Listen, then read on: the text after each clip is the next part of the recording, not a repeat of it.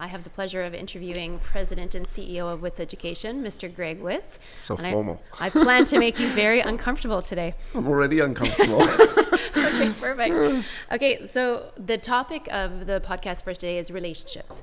And I know this is a topic that's really close to your heart, and that from knowing you as well as I do, you spend so much of your time and energy fostering relationships that are important to you. So I would like to know more about you. And some of the history that's made you who you are. So my first question to you is, what was it like growing up in South Africa? It was, a couple ways of answering it. When you grow up in something and you've never experienced anything else, it's life is normal. Having a contrast of also growing up in Canada at a later stage in my life, call it when I was a teenager, there was a massive contrast. South Africa is a intense, crazy place. I think the joke about Africa is everything's trying to kill you. Factor in the racial challenges, the economic challenges. There was a massive divide, and South Africa was a place of survival. Everything was survival. When you went out, you survived. When you got home, you survived. When you drove a car, you survived. Everything was looking over your shoulder and making sure that you were safe. I mean, carrying a gun was very normal, right? Having to get out the car and pull your gun on someone was normal. Probably still kind of is in the climate there.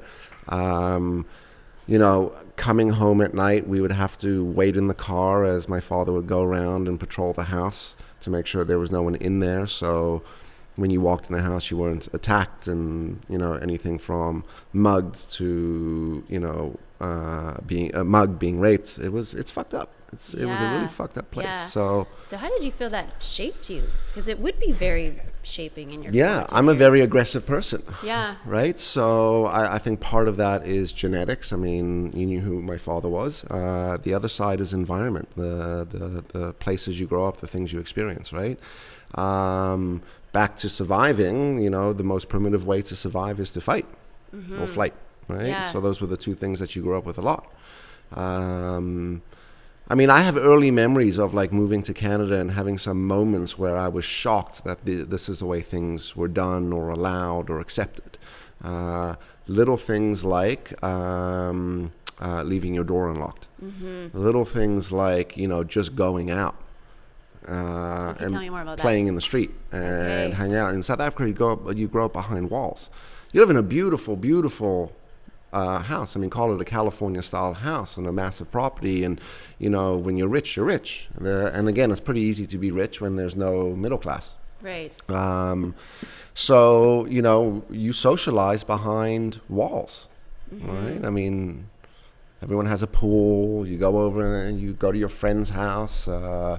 You go through the gates. They close the gates. Everything's locked up. But coming to Canada now, we grew up at York Mills and Bayview in the townhouses. So, running around, riding, skateboarding, playing outside in dark, just rolling into friends' houses, right, was normal. Right? You said something where you describe yourself as an aggressive personality. Yeah. And I would, again, from knowing you, the other part I see with that is also a very protective personality. And do you feel part of that was also developed from what you saw, even with your friends and family? Yeah, maybe. I've never thought about it that way, but yeah, I think so. I think even the way I operate as a parent in my relationship today, it's very protective. The joke is I've still got security bars on my sliding doors, and I walk around the house and check everything's locked. It's just it's like an OCD thing. Right. And you have a strong sense of what's right and what's wrong.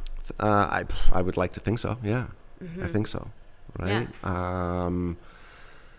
Yeah. But again, back to, I think what's the biggest thing that shaped what South Africa shaped me for was the fight. And that's not saying that all South Africans are fighters. We are known to be a little more aggressive, overt types of personalities. But yeah, even how I operate now in the world. And we've had conversations recently, because when we talk about the support we provide for people, you've made a comment to me recently that people are weak. Yeah. You have a very firm belief of there, we have certain responsibility. 1,000%. Yeah, I think a lot of people are weak. I think, in some capacity, growing up in North America is a bubble. We are protected from the world. And, look, South Africa is not the only crazy place in the world. I think the majority of the world is pretty intense, depending on, where you are. But back to our conversation, yes, I think a lot of people in today's world, 2019, are weak. The words like resilience are being thrown out, and why maybe kids aren't resilient, or why we're not seeing resilience in the workplace or in other aspects is people have never had to fight. And if you've never had to fight, if you've never had to survive, if you've never had to go, I think it's hard for you to fight. I think if you look at a lot of these like crazy successful people, business leaders, entrepreneurs, there's always that similar sort of story, which is, they had to fight their way through to succeed. So, I don't know, back to the people being weak. Yes, it's a loaded statement. It is, but I think the premise that I took from it is that you're saying, look, how can we expect ourselves to move forward and focus on the positive if we're letting ourselves get dragged down by, I don't like the dating site I'm on, or it's when I'm looking at all the things that are wrong in my life and not recognizing that those are little things. Like this isn't a big thing. As you said that, it triggered a thought, which is, back to why maybe that statement was made, that people are okay wallowing in their shit. People are allowed and supported to wallow in that stuff. Woe is me, life is tough, dating is tough right now, work is tough right now, my relationship is tough right now. Everything is work, everything is tough. I don't think things have actually changed in those aspects. I just think we as society and we as people have gotten a lot softer. And do you think our expectations of what we're wanting out of work and relationships has also increased? Yes, and I think also the tone of, instant gratification. I should have it, right? I shouldn't have to grind and hustle and stress and fight my way through this. I don't see how you get one without the other. I don't see, unless you're willing to go through that intensive process where life is continuously pushing against you. If you're not willing to go through that, I don't know if you're ever going to make it. I don't know if you'll ever be that successful business leader or have that successful relationship or be that successful parent. All of those avenues, all of those things are difficult. Yeah, and we need to be able to have the containment to have ourselves keep it together through those chapters to get to the other side. That's also what I hear you saying. Yeah, it's interesting because even with athletes, we talk about, look, if you're going to be a 24-hour athlete, and if you're telling me this is your goal to be on the national team or what have you, what life are you willing to live to make that happen? Exactly. We would talk about that the other day with one of our clients and their kids. Have the potential to, to have a pretty a successful career in hockey, but it's going to start now at 16, which is the decisions and the choices his kids make is going to decide whether he ends up in the NHL one day or not. Exactly. Well, and entrepreneurs, because we end up having this conversation with business people too, or a lot of the businesses we work with, they're trying to scale. And when you scale, you go from being entrepreneurial minded, where you get to have your hands in everything, to needing to level up, let go, hand over some autonomy, right? And make it through those tough times. Like when I hear you talk to people, I hear you focus a lot on, hey, you need to focus on this to get you through this part. Yeah. I mean, I don't know specifically if I've got a response for that, but yeah, I think, I don't know. Like, what's your belief on that? Like, what do you feel is important for entrepreneurs or business owners to remember when they're in a tough zone in business? There's so many tough zones in business, but let's start with entrepreneurs, right? So you were talking about, as a business starts to scale and grow, that entrepreneur has to start to level up and become far more effective at, call it corporately running the organization versus entrepreneurially running the organization. letting go of things. Trust, I think trust is a huge thing, right? It's really difficult. And, you know, do you have the right sort of people around you? I think, you know, the challenge with being an entrepreneur is sometimes you can't separate the forest from the trees. Everything that gets you to where you are and everything that allows you to drive that success to this date is the same shit that's going to get in your way. And it's sometimes hard to understand where that balance is. Where do you actually now start to make some different decisions? We're going through this exercise now and talking about our upcoming year. From a strategy standpoint, what are we going to do? What do we learn from this year? And then we took a couple things. But it's so fucking easy to go right back into the next year and the year after doing the same shit because there's a belief that you think this is the best way to do it. Yeah. Right? And there's the balance. So, you know, I think there is a time to hold the line and fight, which is, no, this is where we're going and this is why. And, you know, maybe there's not all the data and the facts behind it, but there is just this gut to, no, I got to let go of this gut feel and trust some of the data and the facts and the experience and the expertise around you, right? But to answer the question directly, what is the number one thing that I think people need to do when going through tough spots in business is surround themselves with some really fucking strong people, particularly in your work environment and in just personal life. Right. Because the only thing that gets you through those tough spots, whether it's a financial tough spot or a talent tough spot or a market tough spot or whatever, depending on the size of your company, is the network and the village and the people you have around you. You know, we started talking about this where you said, let's talk about relationships today, right? So, yeah, I think there's a ton of things you got to do during tough spots, but one of them is have a really, really strong foundation of people around you. And I was going to ask the same question about what do you do when you're in a tough spot in a relationship, and would I assume it's similar? I think it's similar, yeah. I think it's similar. Like a personal relationship? Yeah. I mean, yeah, technically it is around people, but sometimes those friends and those people around you are the worst advisors. Your family is bad advice. Tell me more about right? So you fight with your relationship, right? Let's say you all do. We all do. And you end up speaking to your sibling or to your best friend or your parent or whoever, a family member, and you're telling them what happened. Got in a massive fight. This is what they did. They said this. They acted this way. These things happened. And in the best interest of you, that friend, family member, person is going to start to, one, I think, preach your praise. And then it's a slippery slope for them to move into, you don't need this, and then start to call it condemn and attack the relationship. Not because of the right reasons, but because of their own personal opinions and perceptions. Absolutely. And their need to try to protect you. Yeah. Right? So there's a lot of talk with women too about the difference between when we talk about when people are boyfriend, girlfriend, and then when they become husband.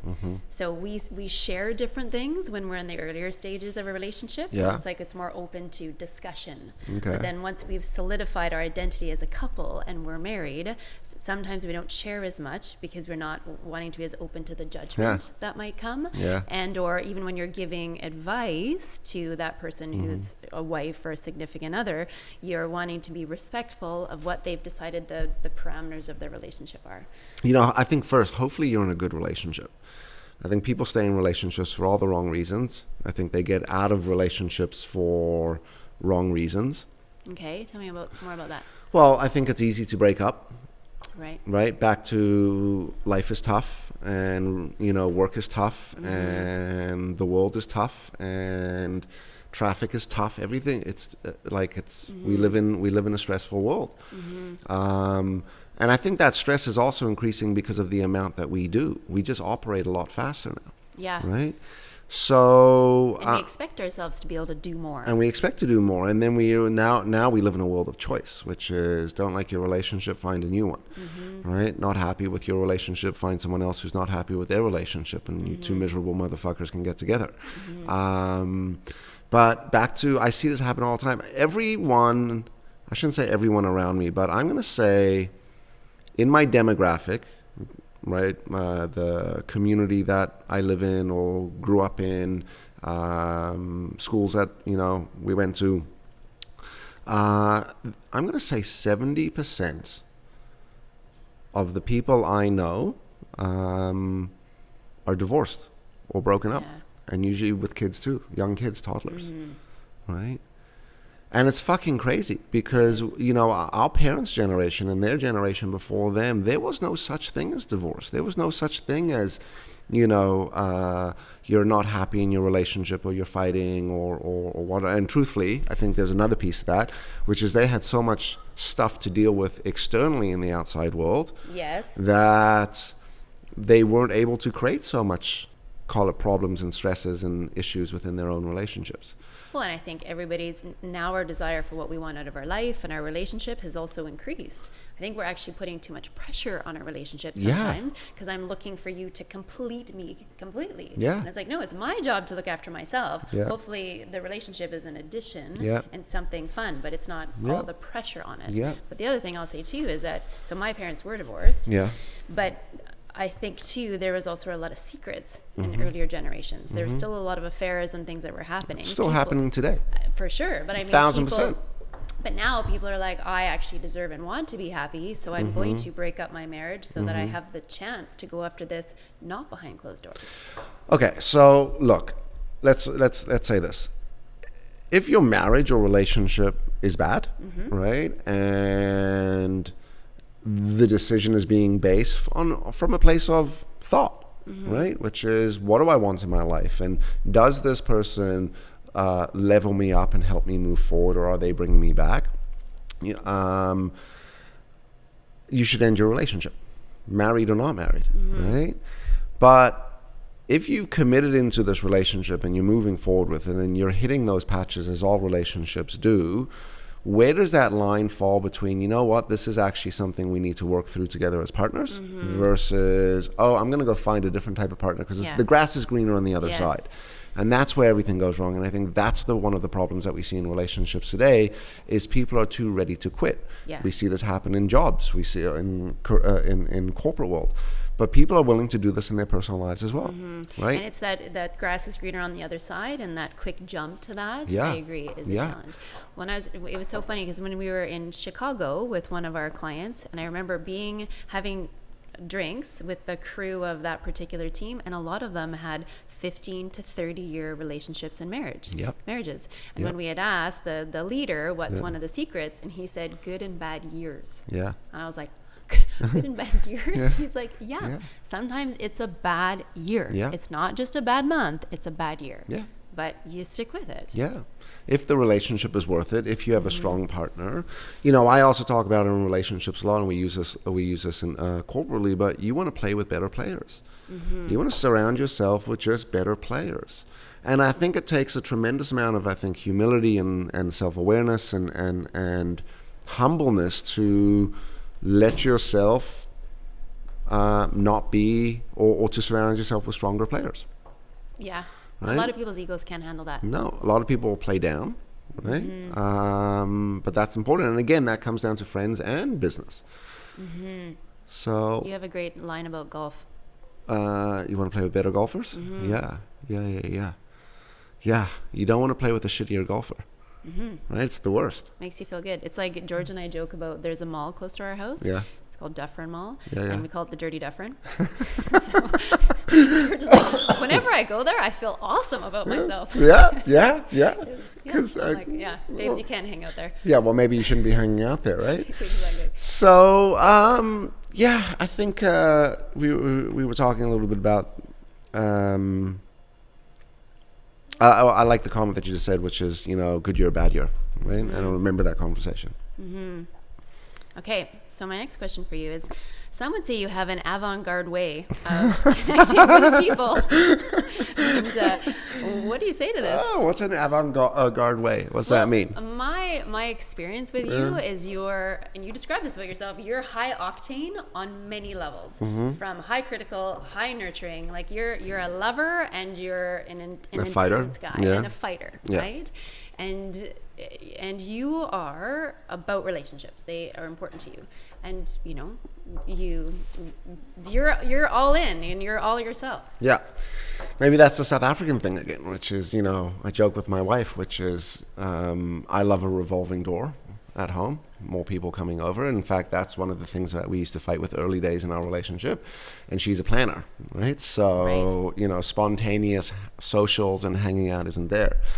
So what's your question? How do I go about relationships? What's my philosophy? What's your philosophy on it? Like you are uncensored. Yeah, I think that's I was about to say, one of my philosophies is being uncensored and raw. You know, I was talking to a very good friend the other day. In fact, he might watch this at some point. And he was like, I watch all your videos, yada, yada, yada. Dude, tell me about the swearing. I was like, what are you fucking talking about? And he was like, well, you know, do you do it intentionally? Like, do you do it to get a rise? Do you do it to you know, catch people? I'm like, I'll leave the name out, but I've been friends with him for 30 years. I'm like, you've known me for 30 years, right? Like, I have a potty mouth. That's just who I am. I try to dial it down in certain rooms because it's not always received well. But yeah, I am raw and uncensored, and I think the only way to live in this world is to show up as who you are. You know, back to relationships, we're never going to attract those relationships that we want and that we need or that we could be exposed to if we're showing up censored. Right? Yeah, well, Social media. Hey, look at me. Yeah, this is my life. I eat great food. I'm a planetarian now. Yes. And like, bullshit. I do have to say that's part of what drives me crazy about people is when people pretend everything is all cool and it's all good. Yeah. Like, you can't tell me you love your partner all the time and that, you know, you love your children all the time. You know, like I may love them, but I don't always like them. Yeah. Right? So I agree with you, that authenticity. It's interesting you talk about the swearing piece though, because some people do swear on media for impact. Like it's actually planted. But you're like, no, that's just me. You know what? Maybe if I was, call it, educated differently, maybe if I was schooled in a different way, maybe if I was spoken to and communicated in a different way, I wouldn't. But yeah, I remember distinctly. It must have been what, 6 years old, 6 or 7 years old. What's that? Grade 1? Yeah. Right? Grade 1. And I'm in school. This is in South Africa. And I dropped the F-bomb. And all these kids turned to me and just their faces like this. I've got it burnt in my memory, just this image of these kids. The shock wasn't horror, but it was like just the shock. Like, what is that word? Right? Imagine a bunch of like 6, 7-year-old kids, right? They're like, he's getting the cane. Right, getting the cane, exactly. But, you know, that's, again, back to my upbringing. That's what I grew up with. Every second word out of my father's mouth was fuck. Right. Right. And do you censor yourself around your kids? No.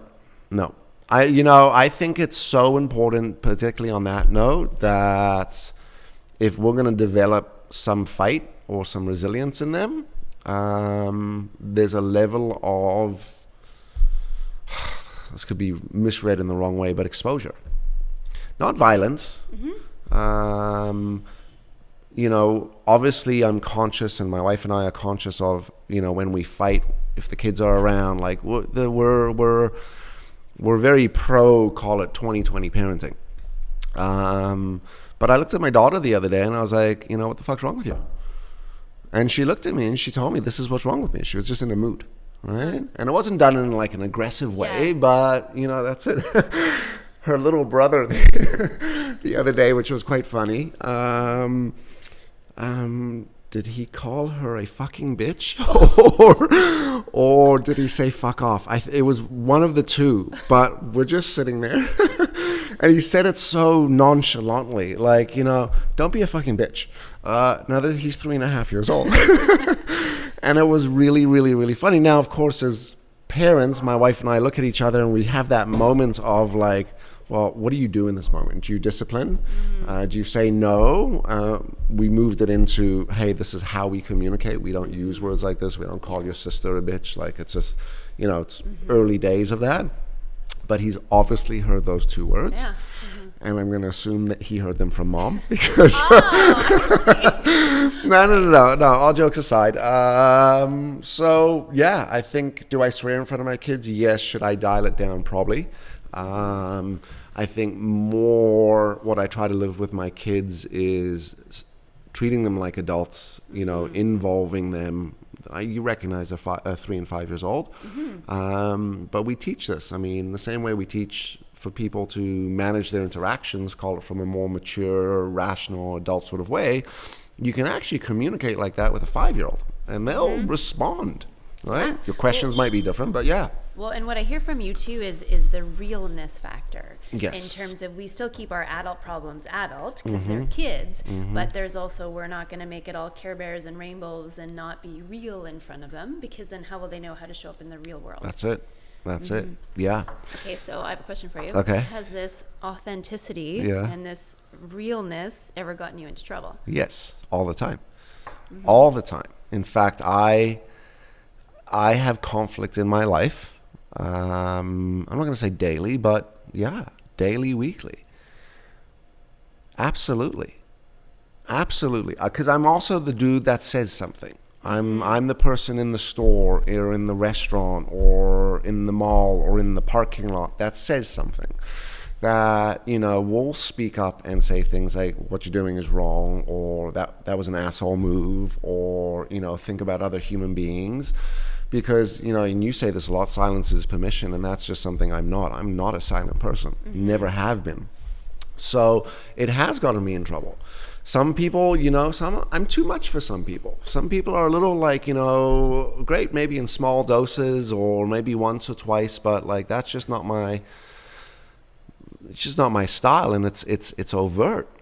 It's, But you obviously choose it. Like, I think you didn't choose your personality, but you're choosing how you live it. Yeah. Because you probably could dial it back, but also were like... Look, I would describe myself as a pretty humble guy as well. I think, I'd like to assume that, or think that I'm empathetic and I demonstrate humility. I think there are important core values that I have, or things that I stand for, but not at the expense of,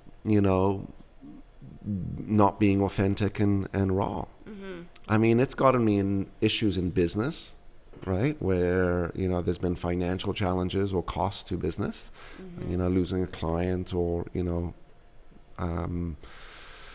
not acting and behaving in the way that they expected, and just not being able to fulfill that corporately.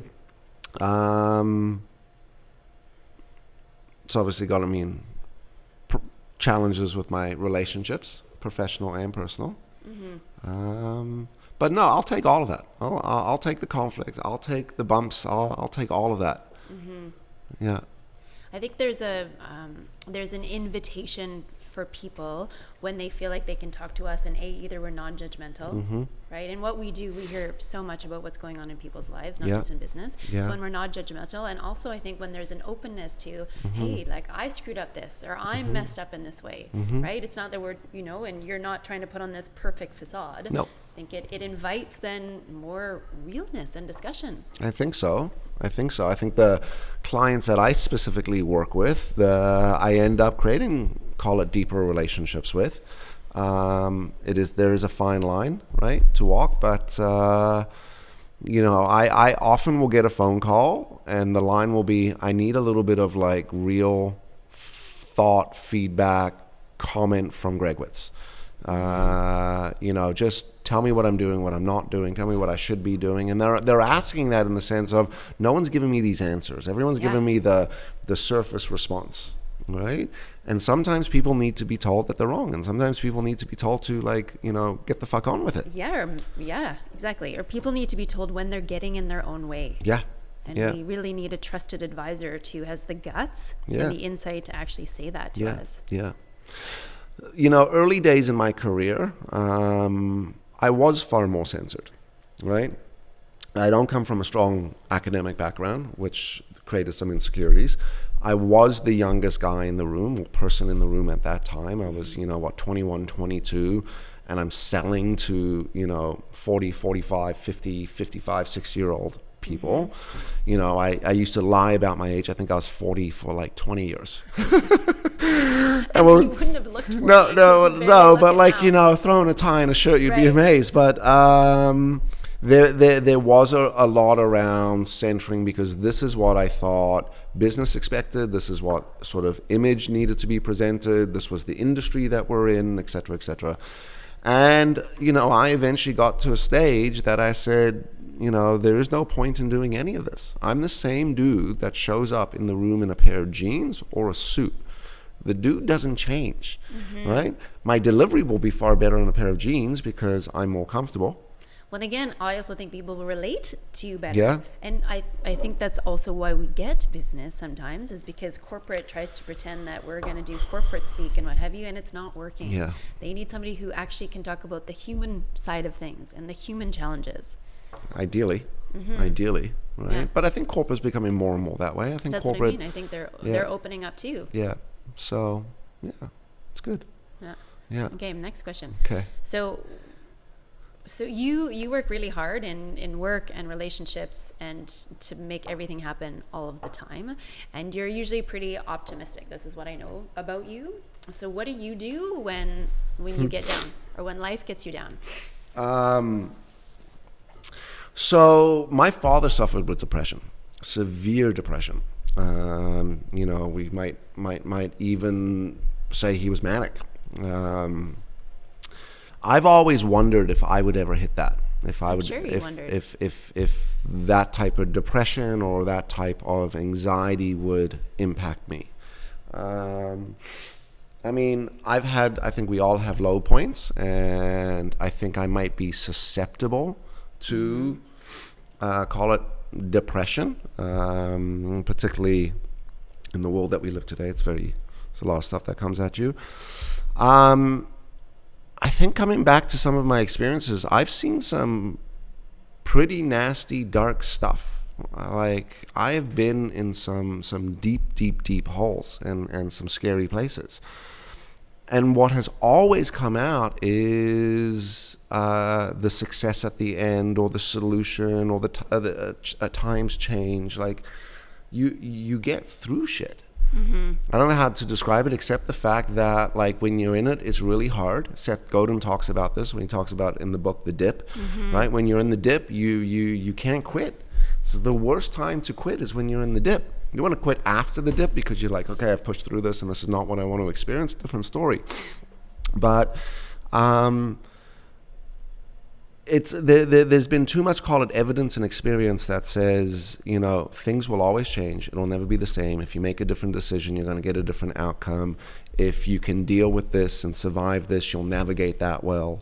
If you keep pressing and pushing, the results will be good. So back to optimism. Do I wake up and open my blinds and go, hello world, and hello sun, and hello birds, and you know, hello children? No, but I am a pretty, call it, positive thinking, focused person. You know, I will always say to myself after I've grumbled, right? And sometimes you hear the grumble. It will usually end with, but it's cool. We'll push through. We'll make it happen. We're going to make a different decision when it's not so bad, et cetera, et cetera. So again, from your experience, literally, your life experience has taught you resilience. You've had to work through some really difficult times, so you know that you can. Yeah. So even when it's difficult, it's not like you're not recognizing this is hard, but you're like, I'm going to keep going and I'm going to stay focused, like my eyes on the prize. Yeah. This is where we're going. Yeah. You know, look, I was also pretty much out the house by 16. Like I think at that time I was shipped off to Israel to go live in a kibbutz, just to remove me from some of the social circles and the people I was hanging around with, which is probably a good idea. Did you steal anything? No. But, oh yes, didn't steal anything, but we took forklifts for a joyride, and you borrowed, and we lost the keys and. And had to escape. And we had to escape off to Egypt. So, and we got stopped at the border by a bunch of people that was sent from the kibbutz to bring us back. Anyway, I crossed the border. I said, I'll see you guys in a couple of weeks. Just deal with it later. And then from there, you know, I was pretty much, 16, and then came back for a little bit, and then I was out at 18. I took off to Club Med. I went to go work in Club Med. Talk about building resilience and other skills. But customer service, like to the 90s. Yeah, but you know what I was very surprised at with that whole Club Med experience, and there's a lot of jokes about Club Med, but you know, there was no leadership and coaching and support. You were literally paid to show up and do a job, and like, you know, the only time you would ever hear from anyone was if there was a problem. In other words, you were left to fend yourself. You were left to sort of do your own training, figure it out, make friends, learn the ropes, show up on time, etc., etc. And then obviously onwards and upwards. But yeah, so back to, I think maybe what's built that resilience is, besides the upbringing, I left home early. I couldn't wait to get out of the house. I remember in high school, someone said to me, the principal actually, because I never showed up on time, and he said, look, if you can't show up for class on time, how are you going to show up for a job on time? And I looked at him and I said, the second that job is paying me, I'll be there on time, right? I should have looked at education as the payment back then, but again, you're a teenager, and I was never a good student. I was never, I was never able to sit in a classroom and learn from a teacher. You know, I was a kid that, was in special ed, and, we used to call it special ed. I think today it's called, I don't know, the library or or bonding time or whatnot. But I did not do well academically. I was a great learner. I still am a good learner. I just couldn't learn in traditional school. And also I had to figure that out for myself as well. Well, and that's why they say there's a lot of science that even correlates those individuals who had learning challenges are often very good entrepreneurs, because they had to figure it out. They had to figure out their own way of surviving and being successful and being super resilient. So there's a correlation. There you go. I'll take it. Yeah, I'll take it. Yeah. Right. Okay, so you talk a lot about the relationship economy, and we've talked so much about the importance of relationships, both personally and professionally. So what do you mean by the relationship economy? Okay, so the relationship economy basically says that in order to do business in today's world, it comes through the relationship. And what we know is true relationships take time. And the number we talk about is 18 months. We say it takes 18 months to truly develop a relationship, a partnership, an ongoing client, right? Now, we also sell something, and the business we're in is very different. So we're in this trusted advisor, service, coaching business, right? So we're not selling widgets. You can build relationships a lot faster if you're selling widgets, because then you could negotiate on things like price and quality and quantity, et cetera, et cetera. But if we are truly going to be successful as entrepreneurs, if we're truly going to be successful as businesses, it's going to come because we operate within the relationship economy. We teach our account managers and sales teams and business development teams to not go after the kill as quickly as possible, but to really learn and develop and deepen a relationship, not just with the individual, but with the entire organization.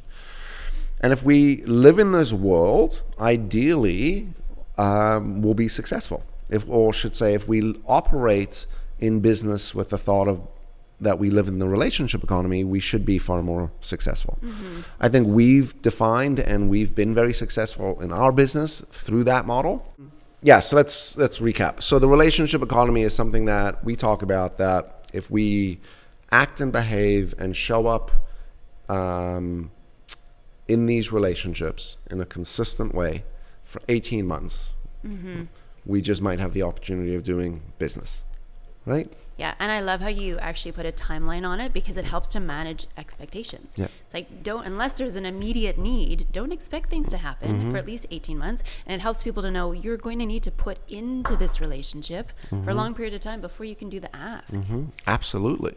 Absolutely. I think everything that we see in today's sales is an immediate ask, and it comes in a backwards format. It comes in a backwards delivery. So, once upon a time, it used to sound like this. Hi, I would like to talk to you about what we have to offer, right? Like it was pretty clear. And it was up front. And it was up front. Now it comes out in this like, hey, you know, I see what I can do for you. And the only reason I'm actually reaching out is because I am invested in you and I can help you and support you and build you and make you. And, you know, I'm going to do this for you. And it's the most ulterior statement. We see these on the in-mail campaigns. I don't know how many of these LinkedIn. I get. Yeah. People connect on LinkedIn. On and then LinkedIn. it's the immediate ask. Yeah. Hey, great to connect. Message comes through thereafter. And by the way, for the people that do that, don't be so cheap, right?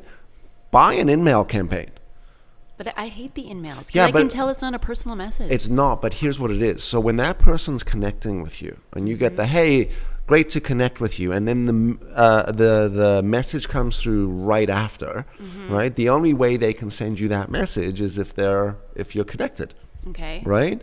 So it's what they're doing, those individuals, is instead of, again, purchasing the in-mail campaign, right? That's then going to blast out. They're doing that same activity for free, which in some cases is good for them. But here's the point. Every message comes and it's an immediate, hey, give me, in an ulterior way. And it's awful. Yeah, it is awful because it feels inauthentic. And it's like, how can you want to be supporting me? You don't even know me. Yeah, exactly. Exactly. I had a message come through from this guy that said, I help IT companies in their tax strategies. And boom, boom, boom, boom, boom, boom, boom, boom. And it was just one of these days that I said, okay, now I'm going to respond to this one. And I responded to say, hey, did you even look at my profile? And the immediate response was, well, yes, I can help you with tax strategies, boom, boom, boom, boom, boom. Right. Obviously didn't respond to it, but here's an example of the relationship economy. Let's say that individual was able to really help me or the business, or they're going to spend the next 18 months, you know, building, working, connecting, et cetera, et cetera. Right? Yeah. Well, again, I like the measurement component of it because I think it's really important to help us manage expectations. Yeah. And I remember when I first met you and your father, 15 years ago now, I had said to your dad, I was frustrated because a component of my business wasn't growing quickly enough. And he said to me, he's like, Jadine, it's going to take 1 to 2 years. Yep. And I was like, what are you talking about? And I'm like, but it has to happen faster. And he's like, Jadine, it takes 10 months to build a baby. That's right. You can't fast track it. Yeah. And when he related it that way, I was like, okay, Yeah. we have these unrealistic instant expectations. Yeah. Particularly in today's world of entrepreneurship, which is you think you can start a business and then it should happen. Because that's what we're being sold too. Absolutely. And they're going to say, make it easy, right? Here, you could buy this online program, you could buy this online platform, and everything's going to be easy for you. You know, to that comment that you just made, I also learned this. If you can stick around in business for 3 years, you're actually doing something right. Right. You might not be making crazy money, you might not be blowing up, but you've got a business. At 3 years, you've got a business.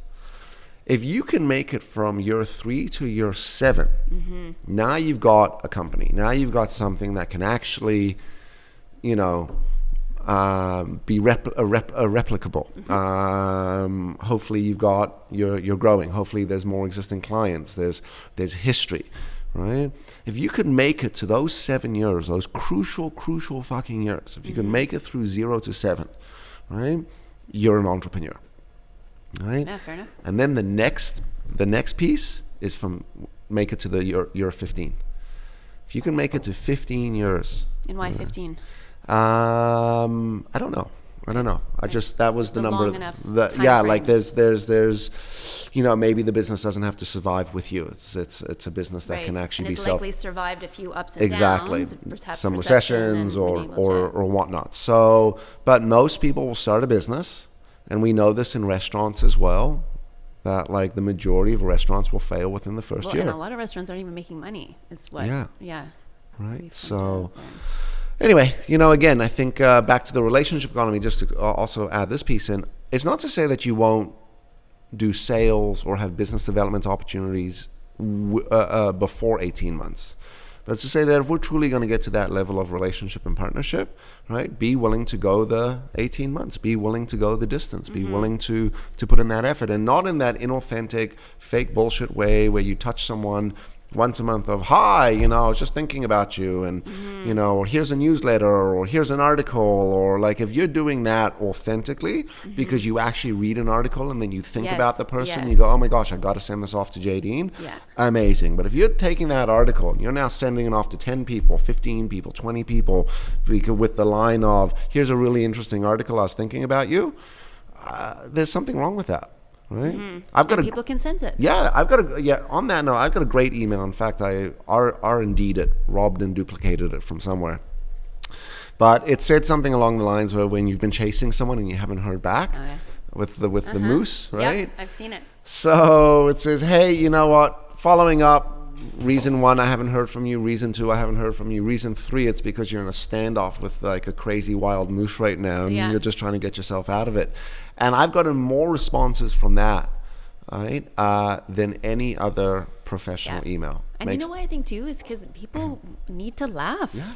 I think there's so much going on, and people are shouldering so much stuff that it's like, I want to connect with somebody who is going to make me laugh and who's going to talk about stuff that's maybe even not even business. Yeah. So back to, we were talking about relationships, and one of the things that I do in relationships is if I don't want to connect and hang out with you, I'm probably not going to talk to you.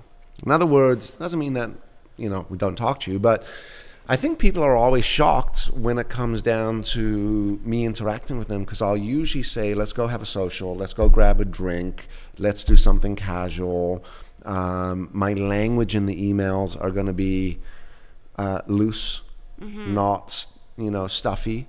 I've even now taken to the past email, and now I text. I'll shoot someone a text and be like, yo, what's up? Yeah, well, and I feel like that is a part of the culture here, and even for myself, I tend to be very optimistic and quite chummy, and so I'll do smiley faces, and sometimes I think, oh my gosh, from what I know, that's not very professional. I shouldn't put that in a work email.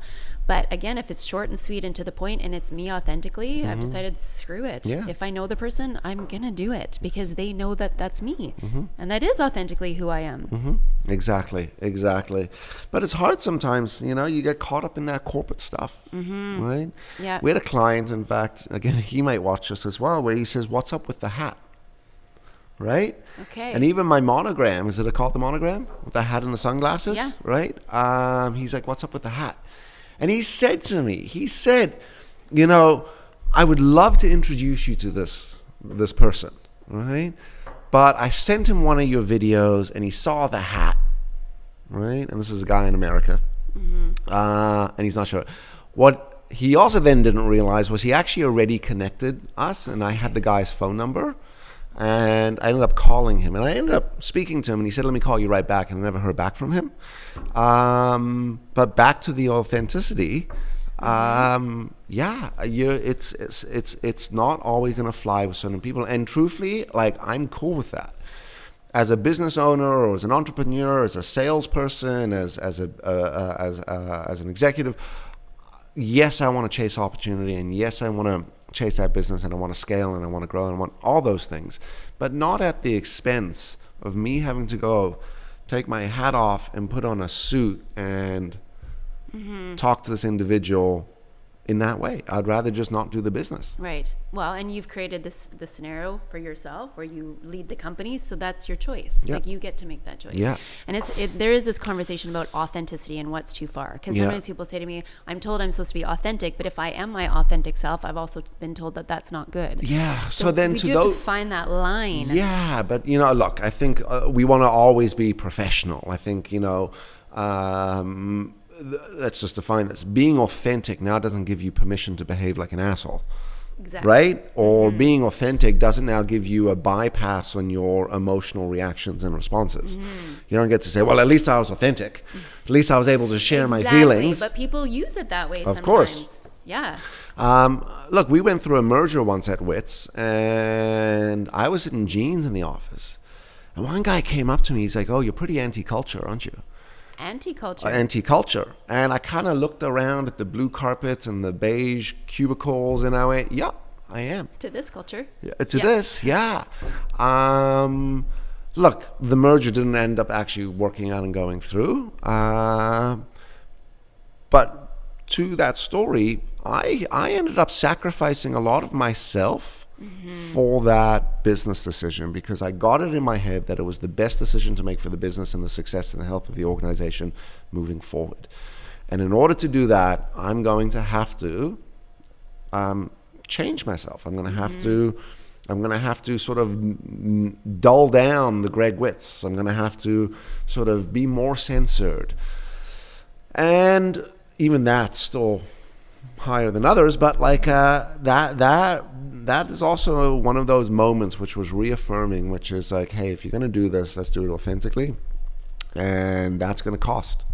It's going to cost, right? Well, You've got to be willing. Cost to being too much not yourself for a long period of time. Well, on that case, I think part of the reason the merger didn't work out was because I got to a stage of saying, no, I'm just not willing to change. I'm just not willing to do it in a different way. Yeah.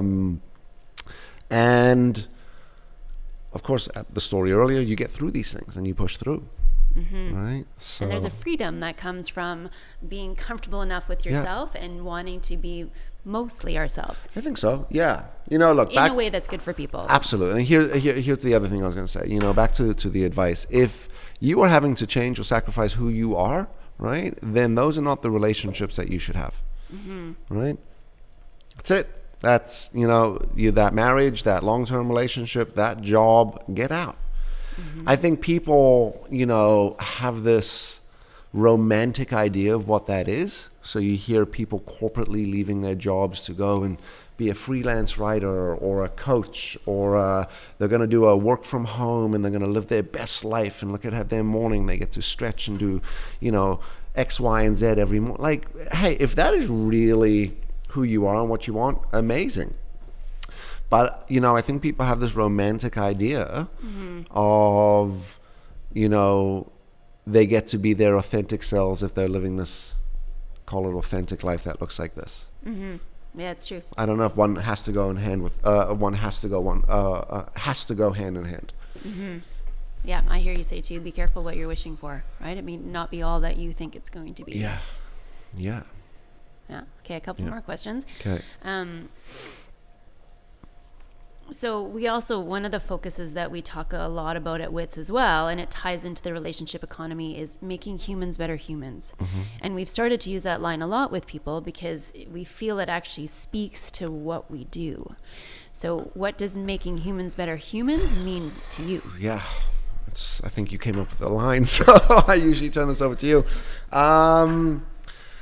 For me, I think I'll sort of sum it up, or I'll make it simple. We have a responsibility of being better tomorrow than we were today. We have a responsibility to be a better parent tomorrow, a better teammate tomorrow, a better leader tomorrow, a better human being tomorrow, a better driver on the road tomorrow, a better customer tomorrow. Because today you were probably an asshole. Today you probably didn't show up in this world in a way that contributed to the well-being of others. Back to what we were talking about before, people are, and we didn't say this, but we were sort of going around it, people are so quick to blame. It's not me, it's them. So making humans better humans, I think one of the messages is we have a responsibility to create the success in the other person. We have a responsibility to communicate in a way that brings the best communication out of someone else. We have a responsibility to manage our shit in that relationship, because it is a bad day or a bad year or a bad month or whatever, because the bigger objective is the health and the well-being of the relationship. Right? We're not Neanderthals anymore. As much as we're driven through, in a lot of cases, as we know, our primitive brain, we are cerebral creatures.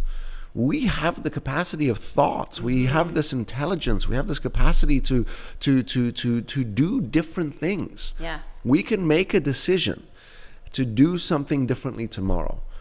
And yes, we got a lot of that biology working against us, right? But there's science and research in this, right? At how things like visualization and positive thinking and mindfulness and, consciousness will just allow you to show up a lot more effectively in your game, in your role, in your relationships. And then it's up to us It's up to us. The part that I like about that too is that it's actually more empowering for the person. Because if I'm letting it up to everybody else, I have no control over that. But if I take responsibility for what my part is, at least I can control that part. Yeah. You know, we talked about humility before, and Brene Brown, who's also like obviously the best on this and brilliant and a fan, you know, she was talking about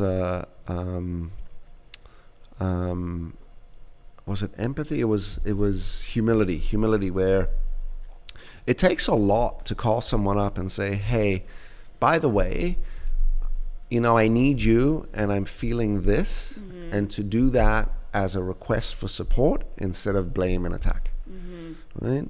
But most of us will ask for that help and that support through that blame and attack. Yeah, which then is not received. It's not received. And ask for help. Right? But that comes back to, you know, making humans better humans, which is, you know, even though I'm the one that is emotionally hurt or messed up, I have to be a better human being than the person sitting in front of me if I'm going to get them to actually hopefully maybe be a better human being with me. Right? We live in a world of technology, right? Again, we have choice. We live in a world now that I think is becoming far more global focused. You know, yes, there are still many different problems within the different territories or regions within the world, but, you know, I think the younger generations are going to change a lot of that, right? And maybe that line, maybe making humans better humans, is really going to be lived not by us and not by maybe our kids, but by their kids. Actually, no, our kids. They're Gen Zs and Alphas, Yeah. So, and our kids helping us to be better. Yeah, I mean that's hopefully. Hopefully. And I like the concept too of it's about doing better tomorrow or doing better later, because it creates the pathway in these small but attainable steps. I often find with people when they feel they're swimming in, there's so much in how do I make the best choice. It's like, let's just take the next best step. Let's do it better tomorrow. Let's do it better the next time, right? And we can argue we didn't know today. Today we didn't have the skill. We didn't have the knowledge. We didn't have the understanding, the awareness. We didn't have these things, right? But tomorrow, or the capacity, tomorrow we might. And here's a real simple thing. I didn't understand that my behavior today was going to impact you in a negative way. Well, now that that's happened, I better do something fucking different tomorrow. Because if I now do the same thing that I did today, then by definition, I'm not being a better human. No. You know, it's my responsibility, and that's what you were talking about. It's our responsibility to do the changing, to do the growing, to do the leveling up, to be the better golfer. There you go. All right, amazing. So is there any other last advice you'd like to give to people about relationships? I don't know if there's anything particular, but, and I think we've spoken a lot about it, but I'll end with this line. I don't know. I want to say something inspirational, like you're raw you. Yeah. Like. Well, look. Yes. So I've got it's something I believe a lot, and I say this a lot to people actually. Right. If you want to have a healthy relationship, you have to show up in the relationship as an independent, healthy person. You were kind of saying that earlier as well, right? Because if you bring your best self to the relationship and the other person brings their best self to the relationship, ideally we're going to have two really strong players. The other, and this was Stephen that once said this to me, he gave me this advice, which was, how much effort should you put in your relationships? And young and naive, I said, well, I put in 110%. Yeah. And he said, you're an idiot. And I said, why? And he says, well, if you're doing 110%, then that would assume the other person is doing minus 10%. Yeah. Because if an entire relationship is 100% and there are two people there, then each person should be responsible for their 50. And there will be days that I have to go up to 60 and 70 and 80 because there are days that you can't. And there will be days that you have to go up because I won't be able to. But if the balance sits in the 50-50, that's the definition of a partnership. Right? So that's phenomenal advice. It is great advice. And also we need to allow the other person to fill the space. Sometimes when one person is doing so much work and then blaming, they never do this, they never do that. It's like, well, you haven't given them any opportunity to fill the gap. So sometimes we just need to stay and allow them to show up how they can show up, and then recognize it. Awesome. Yeah. Awesome. All right. Through all the work that you've done with people forever, what's the biggest thing that you wish people would either see or do? Great question.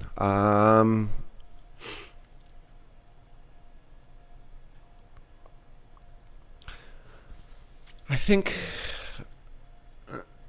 to sort of look at themes, I think some of the main messages, some of the core things I want people thinking about or walking away with or learning or developing or whatnot is an awareness, is an understanding to how things got here, to why the relationship is here, to how they are participating, to what they are doing, what they are not doing. Because unless you can do that, unless you can truly be aware emotionally, aware from a behavior standpoint, aware from a characteristic, the way you sound, your impact on people, I think is a huge one. Which is, we impact people, and if you're not aware of how you impact people, positively or negatively, it's a problem. So we teach a lot of things, but they all boil back down to the core piece, which is, are you understanding self? Do you really understand how these things are supporting or not supporting, contributing or not contributing? Because again, it all starts with you. It does. Right? And what I said earlier, which is another huge piece, which is, if I could say it a little more bluntly, stop fucking whining. Stop complaining. Stop sitting here saying things are unfair. Stop asking the question on why is it this way, and start moving into some different questions. What do I want? Where am I going? Who needs to be involved? How am I getting there? And what am I willing to give up to get there? And what am I willing to sacrifice? I don't think there's any success without sacrifice or compromise. I mean, look at the choices. Like, you want to be a pro athlete, right? What are you sacrificing? Absolutely. Everything, right? Friendships, a traditional high school career, drinking, doing drugs, all the, call it teenager stuff or young adult stuff. Family time, like it's a massive sacrifice. Well, and it's the same for other endeavors. I think it's easier to define from an athlete standpoint, because it feels like, okay, well, it's easy for me to know I need 10 hours of sleep or 8 hours of sleep because I'm trying to protect my performance. But it becomes harder for people to define it in terms of, what are you going to do to have a successful relationship with your partner? Or what are you going to do to have a great business? But it's the same philosophy that needs to be applied. Big theme I'm hearing a lot lately from clients, particularly some of the ones we're working with, is how the business owner or one of the executives or senior leaders who have grown kids, right? Like 15, 16, 17, 18, 20, 22-year-old kids, right? Might be running a $100 million business. And someone said it to me last week, but my daughters hate me. Built an extraordinary business. Yeah. But at the expense and the sacrifice of his children. And another client say to me that, he missed out on the majority of his kids' lives. Yeah. Right? Super successful and financially, right? Came from dirt poor, right? Fought his way tooth and nail. Now is a heavy hitter, right? Killing it. And but again, the sacrifice. Yeah. And doesn't have his close relationships any longer. It's one of the reasons actually I moved out of coaching at a high level, was because one of my long-term role models had said to me, I had a fantastic career, like she had a fantastic career in high performance sport, but she's like, my biggest regret is I missed my daughter growing up. And so you feel like you come to this point where you have to make a choice. So I think what we're trying to help people do is realize you don't have to make, it's not this or this. There's ways to blend it. But do recognize that when you're not always there, you can't build a relationship with somebody if you're always absent. You just can't. Yeah. A lot of conversation around flex schedule, work at home programs, teleworking. What's your belief on that, Greg? So I believe everyone should only work half a day. Doesn't matter whether you work the first 12 hours or the last 12 hours, but you should only work half a day. I think it's a slippery slope. I think hopefully, and look, here's how it works with us. As you know, we all put in a lot of effort to show up in the office because it's too easy for us to not show up in the office because we're off site or we're running around or whatnot. But one of the things, there is nothing will kill a culture and relationships faster than a flex schedule or an at-work home program, right? If your company stands for relationships, right? If you just said it, you can't build a relationship while being absent. So, it's a slippery slope because before you know it, you don't end up making the time together important. That's the sacrifice. You know what we all sacrifice, more everyone here than me, right? But traffic, the fucking drive times in Toronto. Right. It's horrible, and I'm very aware of that. It is. So there's got to be a middle road in that, because you and I've had the generational discussion before, and that it's not so much generations, it's stage of life for people when what they're juggling outside in their personal lives, and how that affects what they can bring and show up as in their professional lives. So there's got to be a middle road where if we're also wanting to treat people as adults, there needs to be some allowment of flexibility in there. Yeah, look, we're unique. I think we're very lucky in the way we run and the way we do it, right? I've had to manage a lot of my own crazy, angry child stuff in order to get here. But it's hard. I look at my wife, she doesn't have flex schedule. Now, if she needs to be at home with kids or she wants to take a day off or take a vacation, sure, she can do all of that, right? But, I think we're very fortunate and very lucky to be in this company, or to have the freedom that we do. Our business is also designed not to sort of come and sit at a desk. Even though there are certain individuals, certain roles that require the desk, including us. But back to it, I think the reason it works is because you, I, everyone else put in a lot of commitment to be here, right? People go home at 3, 3:30, 4. People come in at 8, 8:30, 9, 10, right? But only you. I was more talking about Paul, right? But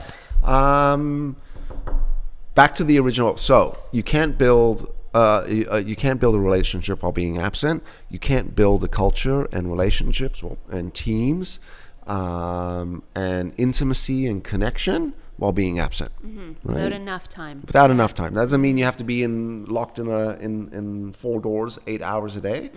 But as it does say, and we do this a lot because we'll travel or we'll be out. I mean, we just we're out for the first week of December.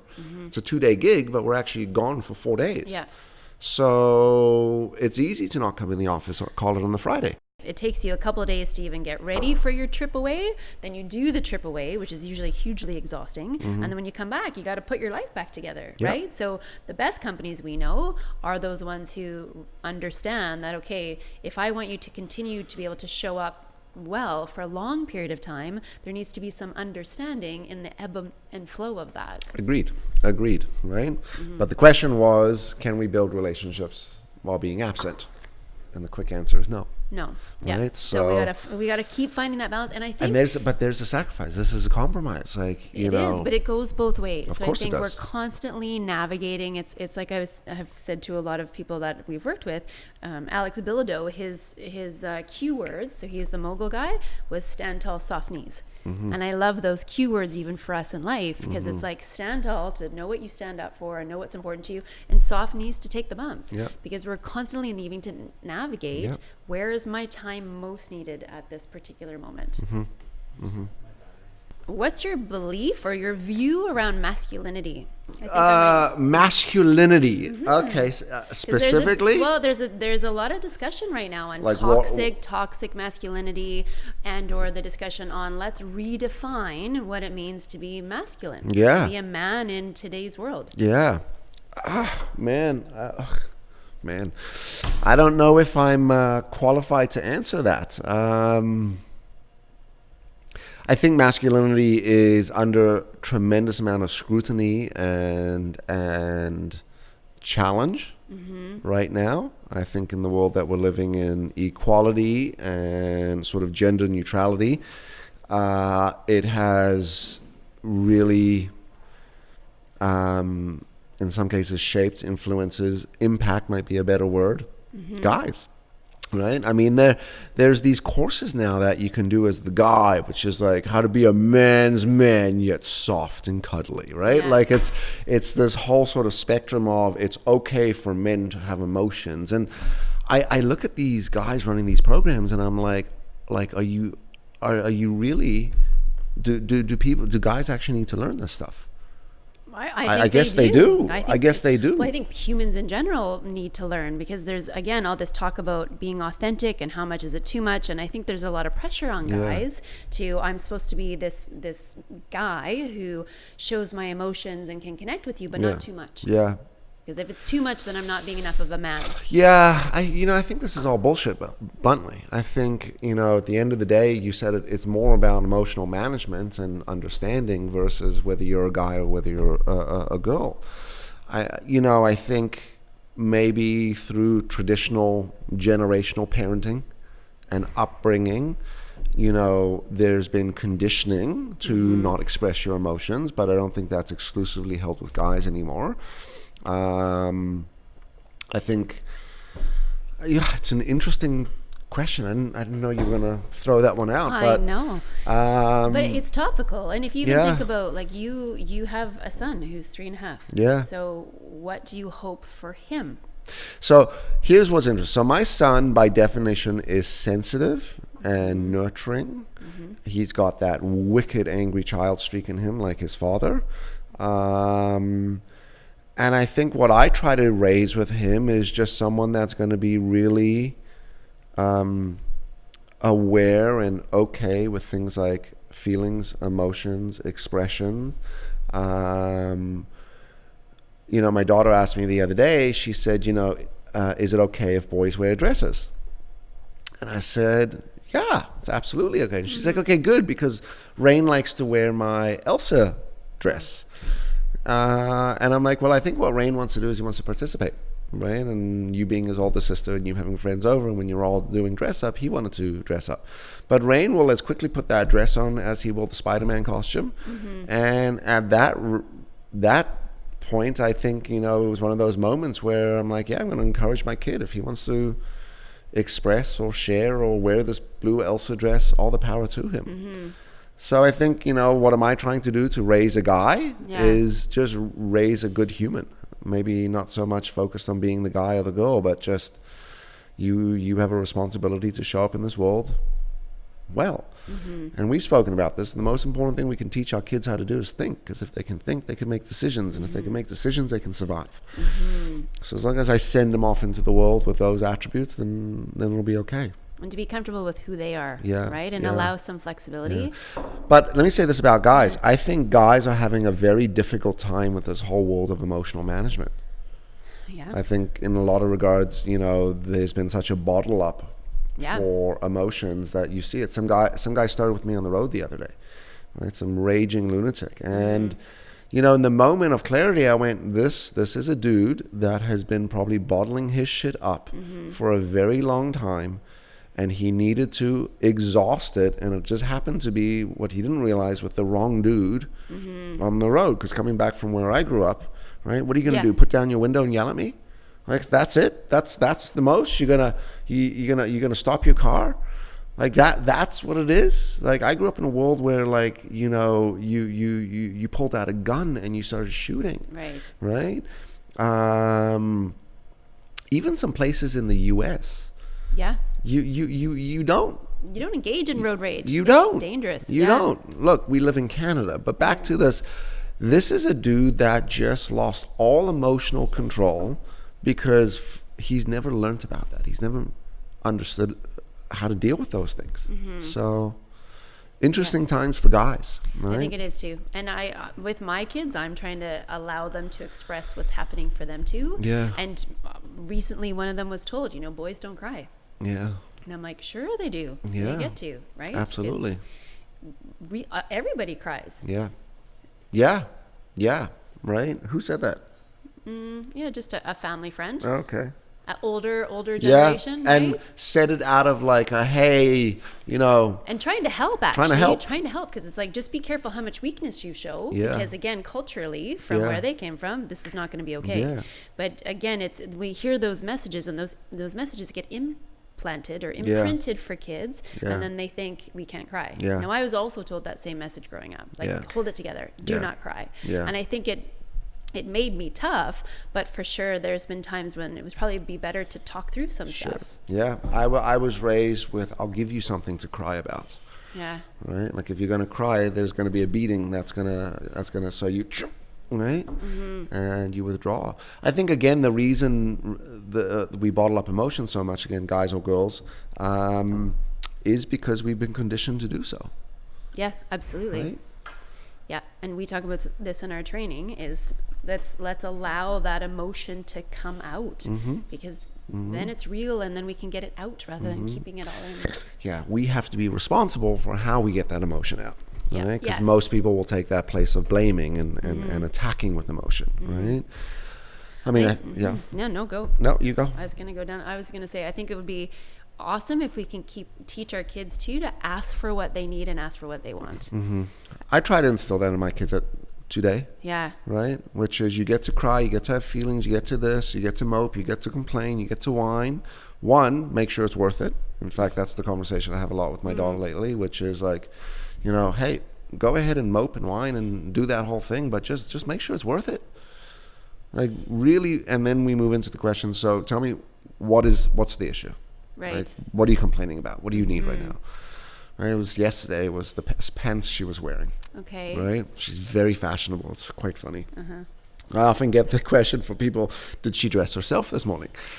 And then my standard answer is, she dresses herself every single day. Yeah. Like, we don't have choice in what this girl wears. And like, she's into it. I could see her later on in life, like, doing something. But we get into what's the issue. And the pants she was wearing were just sweatpants. Right? She was like, they're too baggy. Oh. Right? Okay, well, what do you want? Well, I want to change them. Okay, great, go. Now, this was also mom trying to get them out the door, right? So there was that pressure of parenting as well.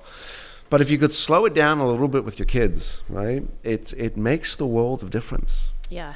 Right. Yeah. I realize that too with kids. Like 10 minutes to us can feel like we have enough time to get everybody organized and out the door, but to a kid, no way. Because they're like, I don't know. They've got other things that they're thinking about we haven't even considered. Yeah. So, yeah. I could talk, maybe we don't put this on camera, but like, can I say, yeah, just say it. Masculinity, No, don't stop, because you can always decide if you're going to use it or not. So, how do I want to describe it? Like, masculinity has become, I was going to say vagina, but no, I can't say that. Not feminized, soft, weak, like Jeremy. Well, we can't use Jeremy, but like, he's a fucking pussy. No, he'll know I'm talking about him, right? Okay, so what do you mean by that? What I mean is, like, I don't know. I think what I'm trying to say is, like, maybe there isn't such a thing as masculinity anymore. Like, when we describe masculinity, what's the assumed definition of that? The assumed definition would be, when we say man up, or when that used to be the old big, term. Burly, well, dude, I think it meant, take lumberjacket, charge, take control, be strong, exactly, be a man, yes, be dominant, yeah, right. I know a lot of guys. Cracks in that. I don't believe any of that, but I don't know a lot of guys that are like that. No. And it's a lot, my point too is it's a lot of pressure on guys to uphold that and then still be human. So it becomes difficult, I think, for them to know when's the line of where it's okay that I'm soft and vulnerable because people want that too, but yet then I need to know when to suck it all up. Look, by this definition, I think masculinity is like it's an ancient term. It's an ancient thing. I mean, we were just down in the US and I was doing work with that client. By definition, you know, blue-collared, rough and tumble, sort of country folk, right? Hard hands. One guy said, I'm raising warriors, right? Right, yeah. Like just ignorant human beings. I don't know if we could use this, but actually he's probably not on social. So I had one client say to me, because we're talking about nurturing, right? Mm-hmm. And by the way, there are 30 men in the room. Right. Okay? One woman. It's good for her. How she holds it together with that group, I don't know. But 30 guys in the room. And we're talking about nurturance. Mm-hmm. And the one guy says, let me tell you how I explain nurturing parent. He's like, when I go hunting, I like to go ahead and give the kill shot to my boy. And I went, okay, well, and how does that describe being nurturing and empathetic and warm and compassionate and loving? He's like, well, you know, I can shoot the buck, right? Or I could give the kill shot to my son. And I'm like, so what you're telling me, right, is you think it's okay to shoot animals. And of course the class laughed. But I mean, come back to, call it like dumb Neanderthal man, right? Would we describe him as masculine? Some would. Some would. Absolutely. Right?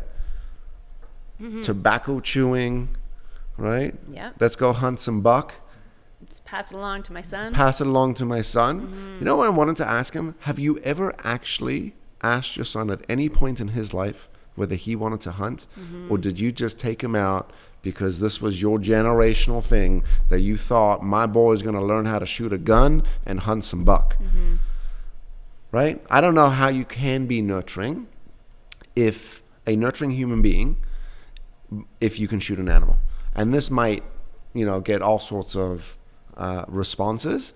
And if you're a hunter, yes, we're going to get in the argument of, well, you got to buy a license and it's ticketed and it's governed and it's regulated and it's better for the environment and it's controlling the population. I don't buy any of that. I don't buy any of it. Right? Growing up in South Africa, you want to hunt, you go out barefoot, right, with a knife in your mouth, right, running across the ground like Tarzan.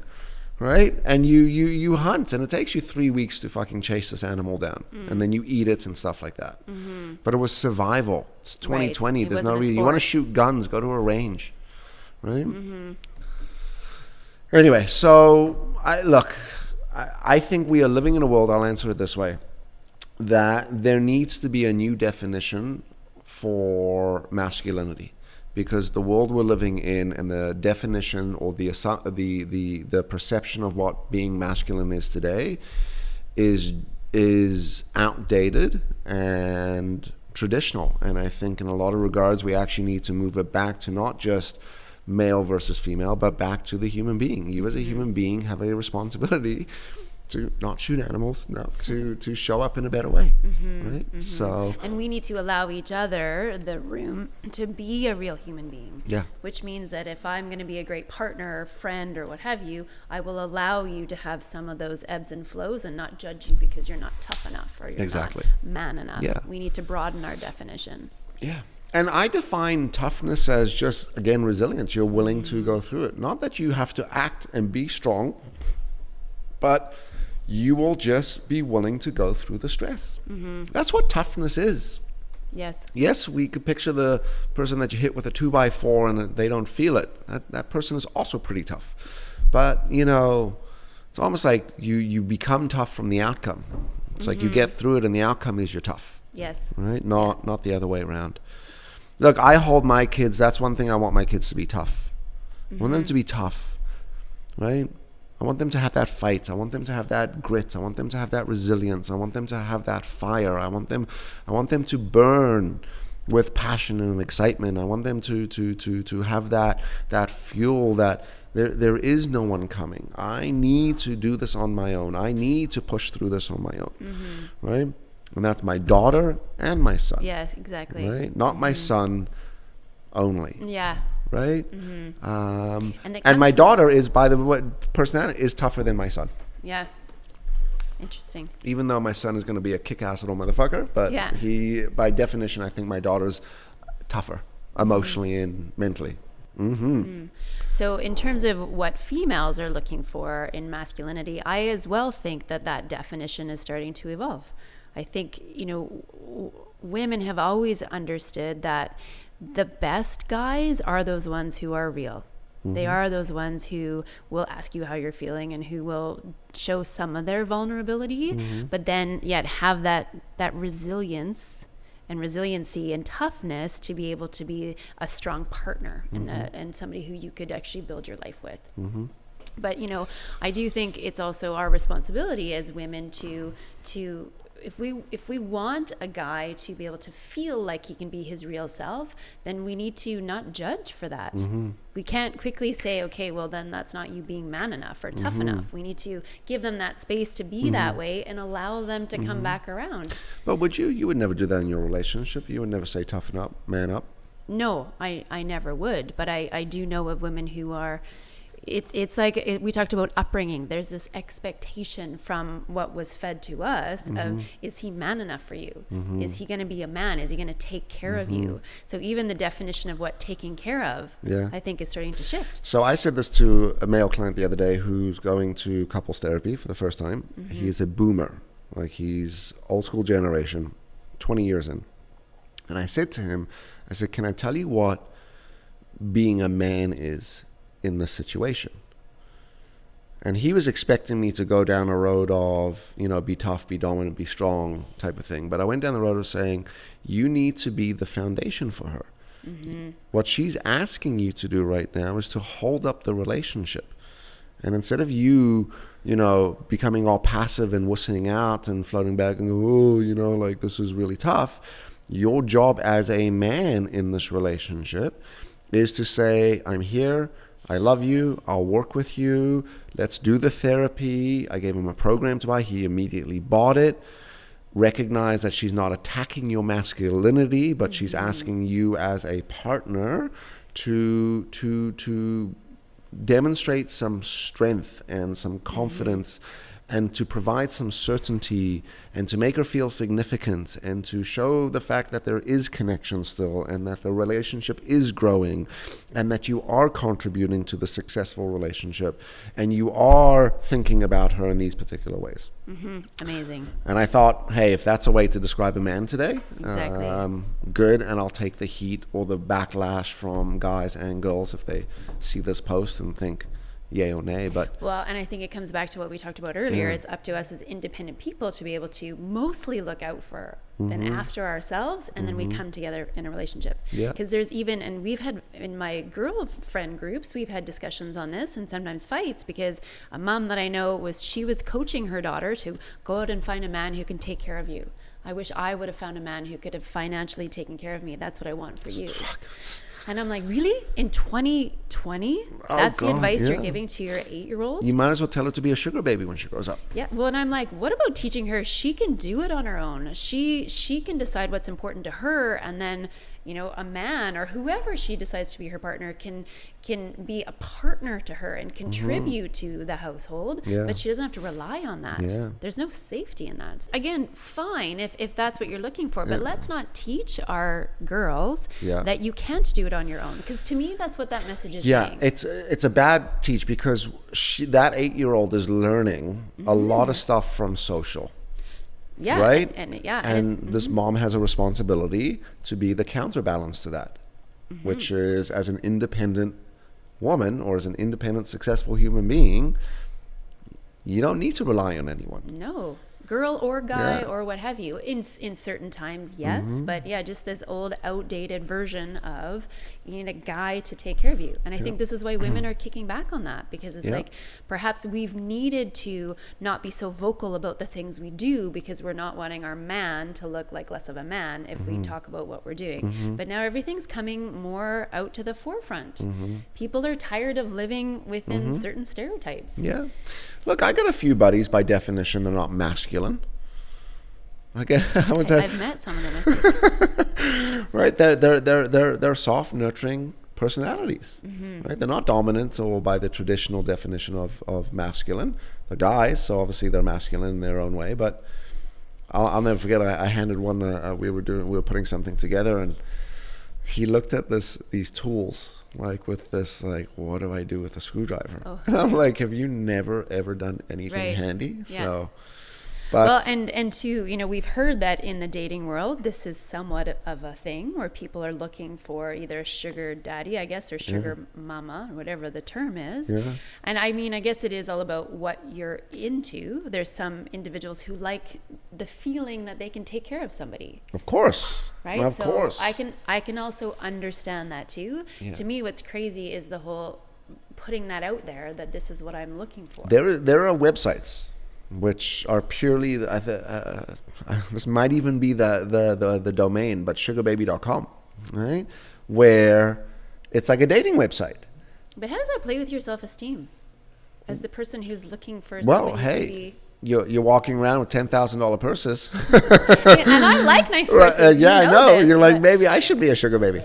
Yeah, but Yeah. they won't feel it until they get hit by it. Look, it's back to this. How do you develop an authentic relationship? How are you an authentic self if you're literally selling time for money? I just don't see how it's possible. So look, it's interesting. It's a really interesting world out there, right? That's good. One thing I was actually going to say about the whole masculinity piece, maybe it's not masculinity, but I will say, and I still notice this, coming from Calgary, and the difference between guys in Calgary versus Toronto, in Calgary, if a guy is interested in you, he will look at you, and you get the sense that he's like, I want to talk to you. But in Toronto, it's all this sort of like, it's like nobody wants to be caught checking somebody else out. So it's this very weird game that I found so hard to understand when I first moved to Toronto, and I still see it. It's like, people just try to look cool and go like this. I'm like, what is that? I much prefer the hi, the straightforward hi. I think you're interesting, even if it's not going to go somewhere. So when I first came here, I would talk to people, because I'm from Calgary, so I'd in the grocery store. People on the shoulder. I know. I can be too touchy, and people kept thinking I was trying to pick them up, and I'm like, no, I'm just saying hello, being a human being. Yeah, that's Toronto. Toronto is one of these metropolitan cities that, is passive aggressive, is ulterior, is everyone's operating in their hidden agenda. Like, is it a protective thing or is it an attitude thing? I think people are cold, but I also think to people would prefer to be engaged versus engage. Okay. See, back to me, I similar to you, I will talk to everyone and anyone. Yeah, you will. I do it particularly to people in elevators. That's just comedy for the day. Yeah. In fact, we should get in elevators for TikTok. That'd for be a good TikTok, TikTok and we video. should film just people getting in the elevator, and I'll just do whatever. I might create a series like what happens to people in elevators when you talk to them. Elevator talk. There you go. And operate with a little bit of a nonchalant, I don't care. Right? Yeah, but we know they do deeply care. No, yes, meaning me, if I went and came up, Oh, I just don't care yes. to not talk to you, or to Right. not talk, or to play these games or whatnot. So I'll talk. But Look, bluntly, I don't know if I'm an expert on to comment this. I've been out of the dating scene and game for 15 years now. So You're still in the people scene, like. But I'm just saying it's got to be really hard on dating because in Toronto, it's like you have no idea if somebody's even interested in you because it's this weird. I'm not going to show you that I'm interested because, to your point, they want to be engaged, but it feels like such a big risk. Yeah, well, maybe my buddy's not the right example, but he talks about how difficult it is with these online dating sites. Yeah, and how people will just not commit to getting together. No. You'll send a message, hey, and you'll get a message going back and forth. And when it comes down to booking the date or getting together or the commitment, it's always, well, let's just touch base. Well, let's see, not sure, we'll figure it out. Things get canceled. I don't know if you noticed that as well. So here's what I said. I said, as much as I'm a technologist and an early adopter thing, like maybe the way to meet someone is still a little bit around this interpersonal walk over, say hello, start a conversation. That's it.